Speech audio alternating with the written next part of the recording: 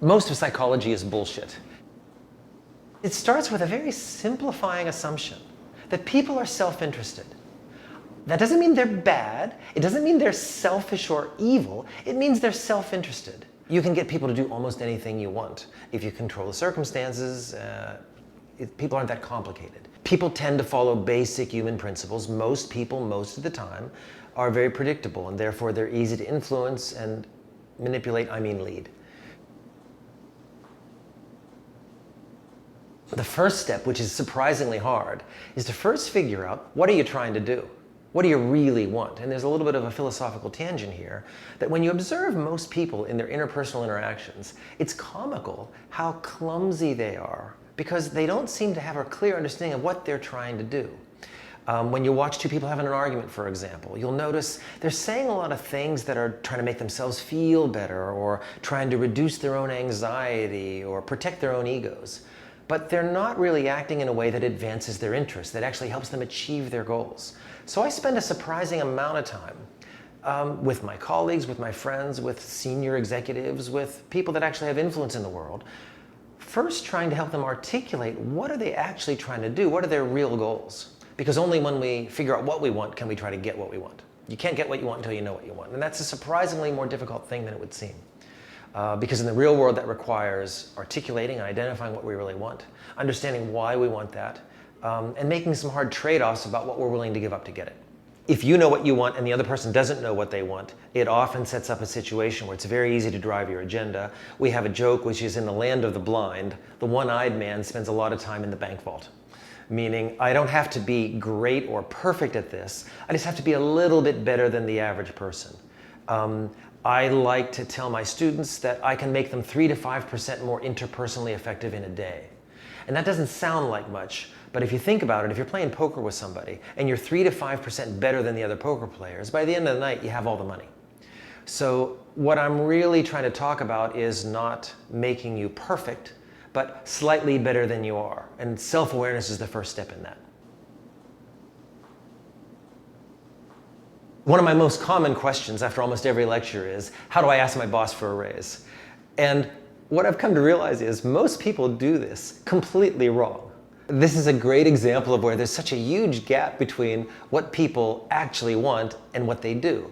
What they often do is just shoot themselves in the face by saying things that make them feel good or are comfortable to them, and they lose sight of what they're actually trying to do.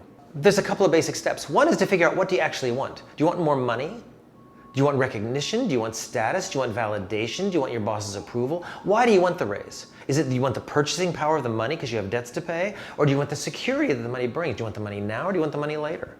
Do you want the symbolic validation that comes with the money? Do you want more money than your peers as a symbol that your boss values what you do?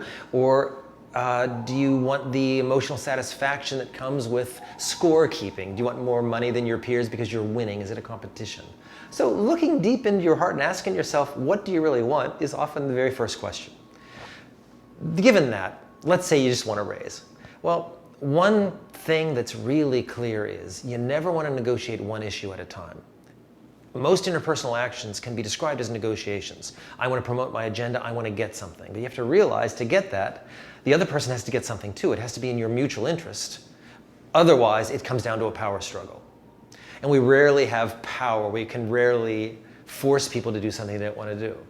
So the classic mistake people make when they're asking for a raise is they go home at night and they stay and toss and turn in bed all night, rehearsing all their reasons why they think they deserve a big raise. And they put together a list of all the reasons they think they deserve a raise, which is a complete waste of time because they already believe that.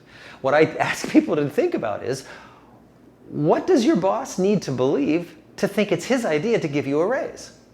Put yourself in your boss's shoes. How does she look at you? What does she really need from you?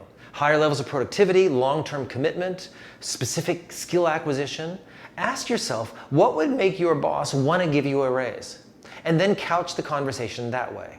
You never negotiate one issue at a time. You don't want to go in like a 3-year-old and say, I want a 10% raise, hoping to come down and settle at 5.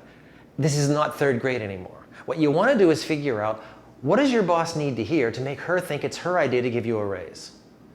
Offer her that, and then couch it in the context of, well, geez, could I take on more responsibility? Could I hit some key performance indicators? Could I learn some new skills? Could I share my expertise with the team? And if I do that, would you feel that it's appropriate to then enhance my salary? That's the way you get a raise. Over the years, I began to realize that while helping executives solve their business problems, the same sorts of ideas and skills help people in their personal lives. I've watched my wife and my teenage daughter fight over lines in the sand. When are you coming home? What's your curfew? And my wife would start out at, I want you home at 8 o'clock. And my daughter would say, no, I'm not coming home till midnight. And then they would try to negotiate down from there, which is madness, because that kind of battle leads to a lose-lose compromise. What does my wife really want? Why does my wife want an early curfew for my daughter? The underlying interest there is her safety, her security, her well-being. Frankly, we don't really want her around the house. She's annoying and her loud music drives us crazy. What we want is for her to be safe and a sense of peace of mind that my wife gets from that. What does my daughter really want? Does she really want to stay out till midnight? No, frankly, she admits often after a while she's bored. What she wants is the sense of freedom and independence and lack of control, the feeling that she's a grown-up. The genius is getting my wife and my daughter to honestly share what their true underlying interests are. What my daughter wants is a sense of freedom and independence. What my wife wants is peace of mind and safety. The genius is to reach an agreement, stay out as long as you want, but when I text you, you have to answer me right away and let me know where you are. Give me the peace of mind that you're safe, and in return, you can have the freedom to stay out as late as you want.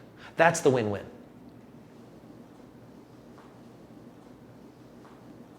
I like to remind people that the first 4 letters in culture are cult. And some of the greatest business leaders are really pretty close to cult leaders. And if you observe their behavior, it's pretty close to what religious and fanatical political cult leaders do. And you're absolutely right. One of the first steps those people do is break people down. Now, we should probably explain what that really means, because it's what the Marines do. Now, the Marines is one of the finest institutions in the world. They take a ragtag group of misfits and mold them into an elite force, a real team. They can get people of questionable and dubious backgrounds and mold them into people that are willing to risk their lives and do amazing things. So when I say cult, I don't mean it necessarily in a negative way. A lot of religions are cults. A lot of organizations are cults. Apple is a cult. Bridgewater Associates, the largest hedge fund in the world, is a cult. But what that means is that those leaders have formed a culture, a set of shared beliefs that influence people's behaviors. The reason that's important from a business perspective is because when you're designing and running a business, the idea that you're going to have a monitoring and a system to monitor and control people's behavior is extremely expensive. The reason you want to form a cult is you want that low-level employee over whom you might not have day-to-day and face-to-face interaction with to make the decisions that you would make if you were in that situation.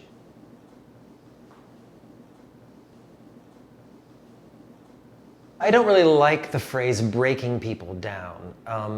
Pimps do that to prostitutes. They victimize them, they degrade them, they create such a crisis in their self-esteem that these victims come to believe the only way to rebuild myself is to follow the commands of my abuser. That's an unfortunate and very destructive format of this. But let's not forget that some of the greatest behavior that humans are capable of comes from the same experience. You can get people to literally risk their lives to run into burning buildings. Firemen do this, Marines do this. Some of the greatest qualities in human behavior can be induced by, quote, breaking people down, forging a new identity as a member of a unit. And again, that's where the ethics come in. The question is, to what end are you going to apply this human need to belong and this powerful drive to achieve? Compromise is failure. Compromise is for losers. A lot of people associate the word compromise with a face-saving way out of a difficult and stressful interpersonal conflict. But one of the things you can show people mathematically is that compromise guarantees failure.